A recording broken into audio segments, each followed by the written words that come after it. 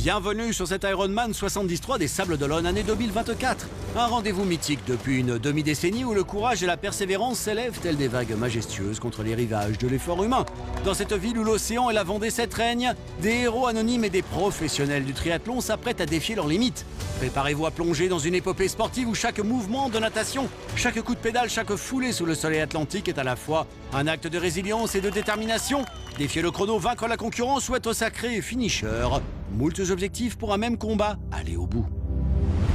La cité des Sables d'Olonne est célèbre pour bien des raisons. Station balnéaire courue de la Côte de Lumière aux longues et larges plages de sable fin, idéal quand on aime les vagues de l'Atlantique. C'est aussi le point de départ du mythique Vendée Globe Challenge, une ville résolument orientée sport nautique et terrien, idéal pour nager, surfer ou ironmaner. Un patrimoine architectural riche qui incite à la promenade et depuis 5 ans, la ville est encore plus célèbre et attractive à l'international grâce à un événement sportif hors norme, un Ironman 73 qui attire des athlètes amateurs et leurs familles venus du monde entier rallier cette perle de la côte ouest. La 6e édition de ce triathlon de légende est un événement Pro Series et donc l'assurance de voir participer la fine fleur des triathlètes professionnels, hommes et femmes. L'occasion pour tous et toutes de courir avec les grands de la discipline. N'en rajoutons pas, le tableau idyllique est placé, 3300 chanceux triathlètes seront de la fête cette année. Le Gotha du triathlon mondial façon Ironman se retrouve aux Sables d'Olonne, mais pas que. La veille de course, tous les engagés se préparent et après avoir récupéré son dossard, on converge vers le parc à vélo.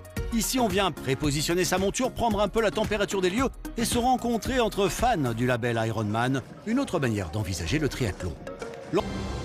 Le départ approche. Première des 3 disciplines à vaincre, la natation, avant le vélo et la course à pied. Elle se présente sous la forme d'un défi de 1900 mètres à nager, avec ce passage dans le mythique chenal du Vendée Globe unique. C'est le grand moment pour les Edge Groupers. J-Style chauffe la plage bondée, on sent un poil de tension sur certains visages. Bien qu'on vienne ici en faisant presque parfois abstraction du chrono, on vient quand même pour être finisher. Pour quelques athlètes, c'est une première et le doute peut s'installer avant le départ.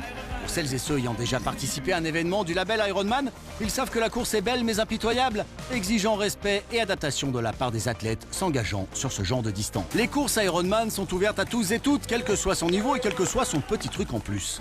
Ici, les paratriathlètes courent le même jour et en même temps que tous les athlètes. Matteo Ruberti, jeune homme atteint de troubles autistiques, connaît le circuit Ironman. Sacré finisher du 73 Aix-en-Provence, il vient accompagné de sa famille, améliorer encore ses performances et se préparer aux championnats du monde de 73 pour lesquels il s'est qualifié.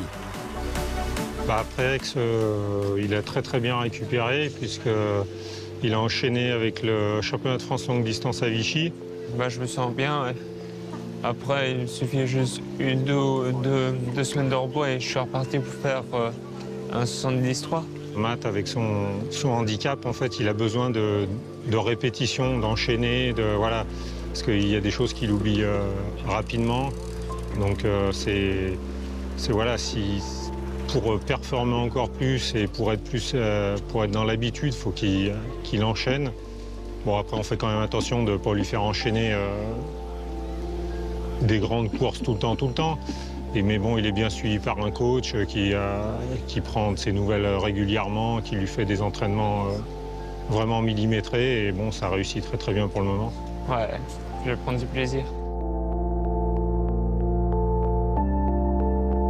Parmi celles et ceux que nous avons suivis, que de bonnes nouvelles. Matteo Ruberti est sacré finisher. Alexia Barnier pour sa première. Chaque finisher a une histoire à raconter, une bataille personnelle remportée. Les larmes de joie coulent, les sourires satisfaits prennent le pas sur les grimaces de l'effort. Une expérience inoubliable. Rendez-vous au Sables d'Olonne le 22 juin 2025 pour le premier full Ironman de l'histoire de la cité sablaise. Il y a 4 étapes Ironman en France. Après Aix-en-Provence, Nice et les Sables d'Olonne, rendez-vous à Vichy début septembre.